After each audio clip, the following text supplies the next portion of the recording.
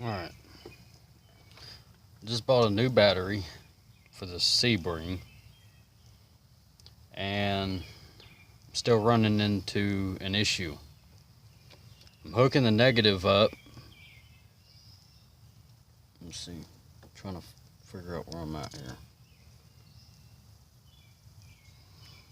Alright, I'm hooking this negative up, and then I hook up, there's 3 wires here. This wire goes down to the starter. This one goes to the alternator, and it's black with a white stripe. The wire that's underneath this goes down to the battery.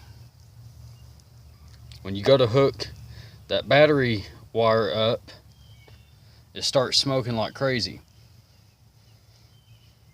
So, and everybody keeps saying, well, it's a crossed wire, this and that. How is there a crossed wire? When your alternator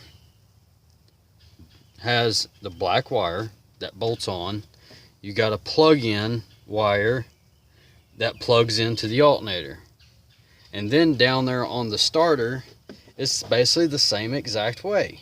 There's no way of crossing. This is the only thing that I've messed with. Alternator, starter, EGR. And the EGR can't get no wires across there either, because guess what? It plugs in. And there's 1, 2, 3 hoses that plugs. This hose over here goes to the back of the intake. These 2 hoses go to the EGR down there. So that's the only thing that I have messed with besides the connections up here.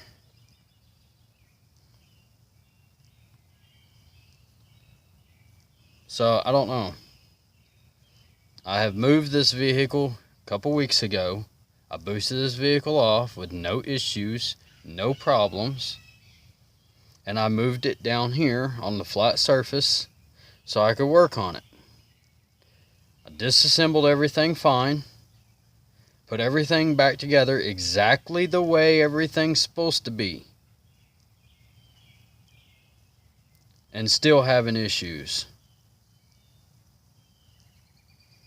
So I don't know if there's a broke wire somewhere or wire touch. I've done search through this vehicle 10 to 15 damn thousand times trying to figure out the issue. There's no indication of anything, nothing, besides hooking that positive up to it and it's sparking like crazy.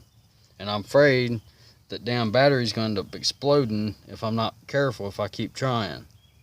So if anybody's got any clue on what the heck's going on, please comment.